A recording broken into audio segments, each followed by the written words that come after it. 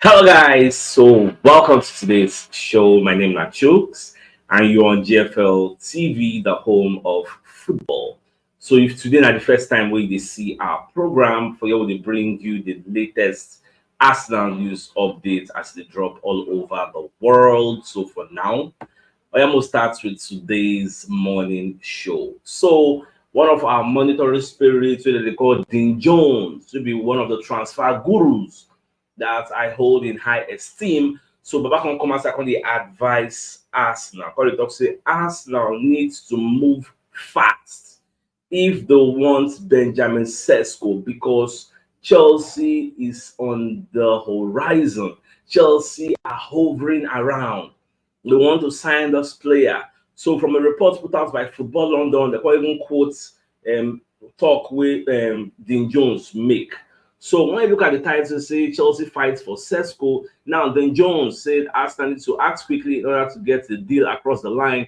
So let us look at actually what Dean Jones said.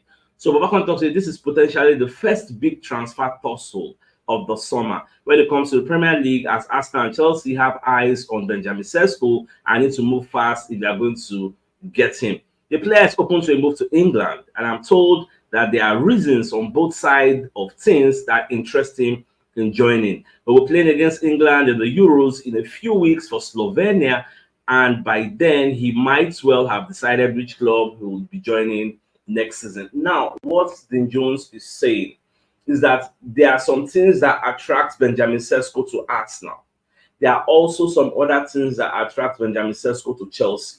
In as much as Chelsea know the Champions League or they know the Europa League, they know the UEFA Europa Conference League, that still does not rule out Chelsea from getting Benjamin Sesko, because Chelsea might offer him so much money when it comes to salary and tell him say, if you join us just one season, now you will will qualify for this Champions League competition. So before I mean, it looks like maybe Champions League is going to be the deal breaker for Benjamin Sesko.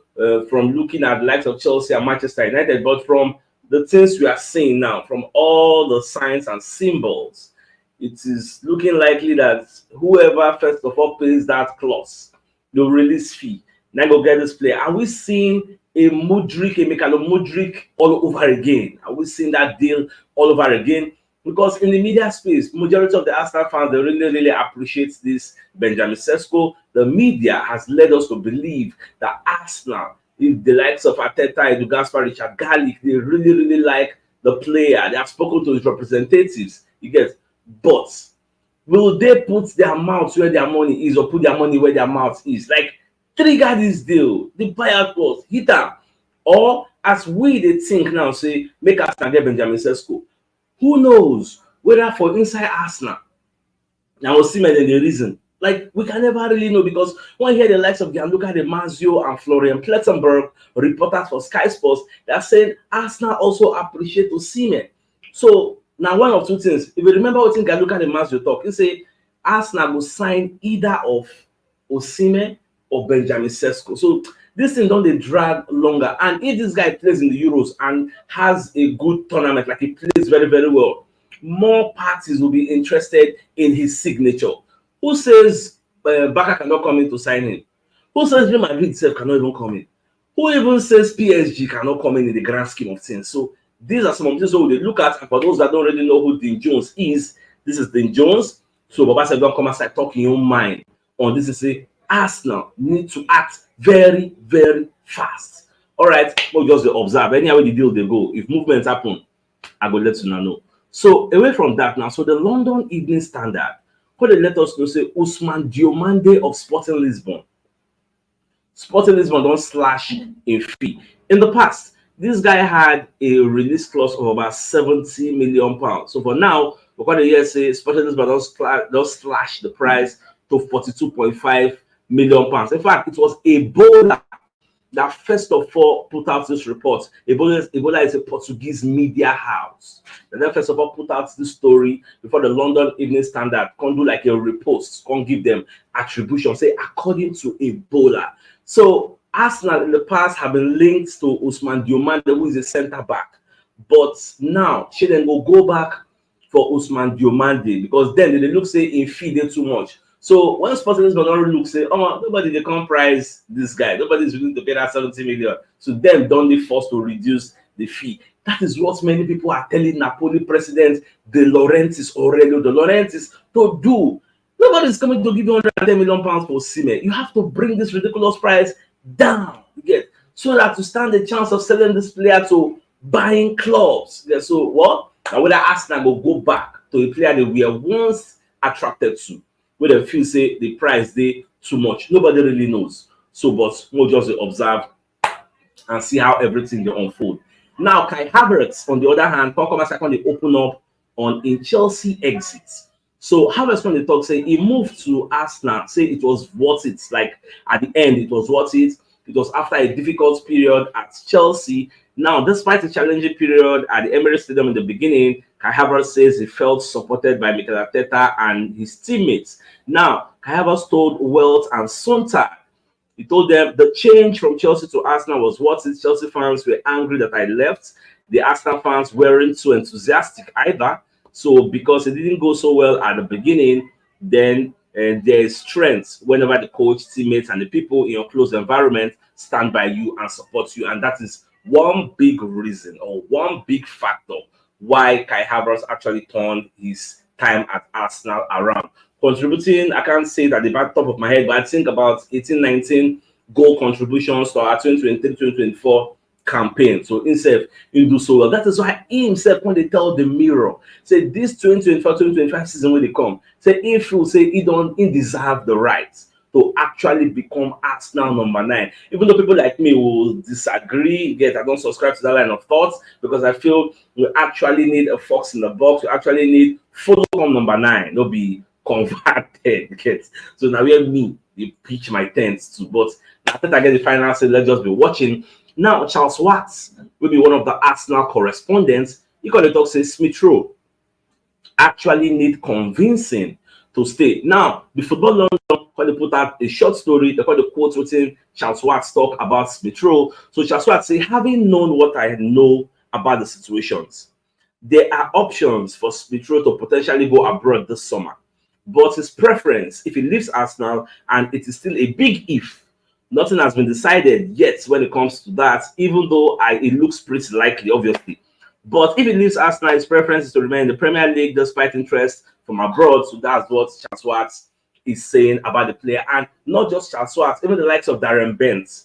They talk about Emil Smith Rowe. So Bent's going to talk, say it will be sad, like it will be sad to see him leave. Bent made this comment on TalkSport, where he's one of the pundits working there. So give me sports. I think no, there's Sports K that actually put on a story form where they talk about Emil Smith Rowe. Now, Darren Bent had so much to say because when you read that, the report put out by Sports K of what Darren Bent said on TalkSport, Bent's going to say, this guy once upon a time and Bukayo Saka helped Mikel Arteta to save his job. You get, see, Mikel Arteta no forget.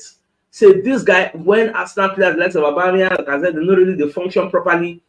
Emil Smith Rowe and Bukayo Saka, they stood up to be counted. They performed very, very well, helped him save his job, won so many games. I think now for the match against Chelsea, now they start that they are coming back, like they can't back, you get. But the thing is, Bent is saying, in as much as he understands, say, this guy don't help us in the past. But because of a lack of playing time, because at the end of the reports, Bent actually considered that because of lack of playing time, Emil Smith Rowe would like to look for greener pastures elsewhere, which is understandable. Then coming from Arteta's point of view, Arteta want to balance the books by selling some players, you get, to raise money because we are looking at strengthening. And this goes to the argument that some people they make, say the likes of Edin Keita, the likes of Reece Nelson, the likes of Emil Smith Rowe, they've helped us in the past. But people like Darren Bent still need to understand that in the past, we are not looking at title contention. We're not going for the league. We were looking for top 4. We don't stay out of top 4 for like 6-7 years. So thereabouts. We couldn't play in the Champions League. So that was our major goal. So we could harbor all these players.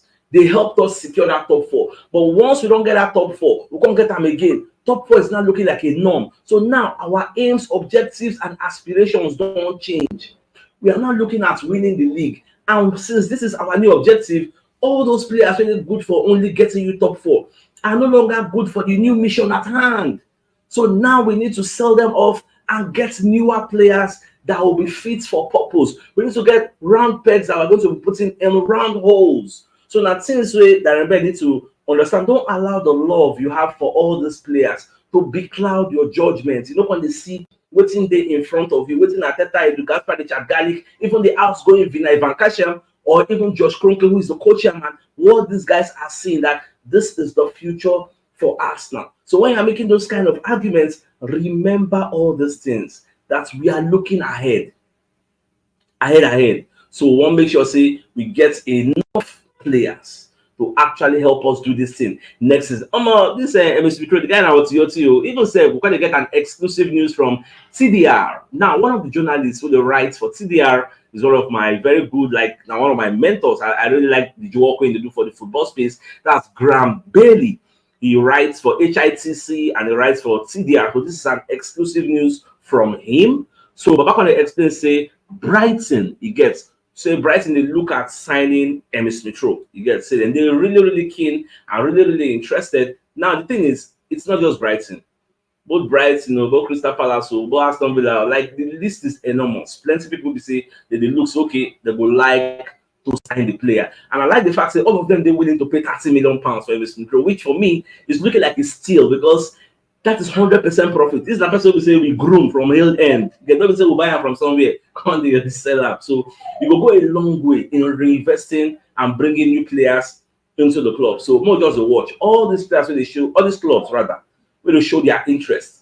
Let them put their money where their mouth is. Come in and come and see how you will get this player because even Unai Emery said they pursue this Emile Smith Rowe for a very long time. Saying they're interested, even before they got the likes of Buendia, you get. So not just the watch how everything will unfold. So they say Emile Smith Rowe move. It's understood that Brentford, Brighton, Crystal Palace, Fulham, and Wolves are amongst the clubs that are looking into a potential deal for Emile Smith Rowe. Smith Rowe is contracted to Arsenal until 2026, and we understand the Gunners want more than 30 million. Oh, really? Okay, cashing in on Smith Rowe will be a huge possibility. Now, this story I screenshot them from the TDR updates given by Graham Bailey. You get so I never know Arsenal wants more than that. To say if Arsenal see 30 million, they go shock, but yes, they will want more than that. How was it going to find if that is really what they are now looking for? You get so it is what it is. We'll just free that one. Now, Fabrizio Romano going to give us updates. Say Arsenal's first transfer will be David Raya. See the £27 million deal that we've gotten with Brentford. No say now on loan we carry the guy, but don't say ban no day. So this time around we're going to make the team work again. So we'll sign Raya. It's going to be our first signing of the season. Then from there we see what holds for Arsenal. So you know say yesterday, but the time I say Arsenal put out a list of about 22 players who they likely to leave. About 19. Don't they confirm say their contract will expire by June 30, and Arsenal are still discussing with 3. Now, when you say you got one player where Arsenal put his name forward, say Arsenal don't come out in name for the list. Even the players don't tell everybody bye on social media. You get now Rowe Waters. So the guy that defender, he don't train with the senior team so many times. So surprisingly, Arsenal be put in name. Now they don't withdraw a name. So they say discussions are ongoing. Well, I wish him the best of luck. If they really keep on, that one I own cup of rice. Now, the London Evening Standard probably let us know again. Say Arsenal are actually ready to reignite Douglas Luiz interest. Now, when you look at the story, they say Arsenal ready to reignite interest in Aston Villa midfielder Douglas Luiz. The Gunners failed with more than one bid for the Brazilian 2 years ago. That was when Gerrard was there. Now, the biggest totally 25 million. 25 the biggest totaling 25 million late in it. Oh, I know just born out all these details, but I believe so. Now I remember that time when Gerrard did there, we try to see how we would get the player, but that one no green. Last can't come out there. So we'll get that player at that time. If you don't be like the kind of amount, so you know Emery go to mention that because if you ask Emery, Douglas Luiz is an untouchable in the Aston Villa squad, especially when next season they are going to be partaking in the maiden edition of the new Champions League. So if you say one can collect the guy forcefully, they are going to be paying through your nose, which is something Arsenal cannot afford to do at the present moment. So, well, it is what it is. Let them go for other cheaper alternatives. We go to do the same job very well if this one no work because we don't have that financial clout to actually do as we like. So coming back to the major news of the day, so Dean Jones will be one of the transfer gurus out there. Let everybody know, say Arsenal actually need to move very, very fast if they want to sign Benjamin Sesko, because Chelsea, they're ready to actually pay these guys buyout clause. Chelsea are fighting for Sesko. When I look at the statements put out by Dean Jones, but just say the player get some things to make them be attracted to Chelsea, irrespective of the fact that Chelsea know the Champions League, they know the Europa League, they are only in the UEFA Europa Conference League. Instead, getting so they attracted to Arsenal. So me personally and so many others, when you feel say Champions League is going to be a deal breaker for the likes of Benjamin Sesko to be joining Chelsea or joining Manchester United, that is now a no-no. Or don't say, oh, if opportunity come, the guy will go join Chelsea. So Arsenal, if you really want this player, put your best foot forward. You get. But the thing come be say, if you listen only we will be Arsenal fans, now really they hype this guy, now really they put body, say, Mosana. The likes of Edu Gaspar, Richard Garlic, and Ateta, feel no really they value the guy the way with the bad one, where they talk about that. If you say they get hidden interest for Osimhen, because from what the likes of Gianluca De Marzio and Florian Plettenberg will be Sky Sports reporters, they talk. They say Arsenal will sign one of Benjamin Sesko or one of Osimhen. What if we can't even lose the two of them? Say maybe, God forbid, Chelsea can go carry Sesko, but then before you know what the Apple PSG just come. Pick Osimhen, but so what's it going to call him for us? Yeah, so I don't just know how it will be, but all I wish and hope you say, well, make Arsenal just do a bit, no time. June 14 now, transfer window will open officially, but unofficially, deals supposed to not go on the ground low key. So we'll just observe. If I get some clarity or get some movement in the transfer window, Shola, I will let you know. All right, my dear Arsenal lovers, I think this is a fine place for us to call the show and end. So to come your way in the evening to give you the evening news. So then, thanks for tuning in. Enjoy the rest of your day. And get out, my people. All right, guys. Bye.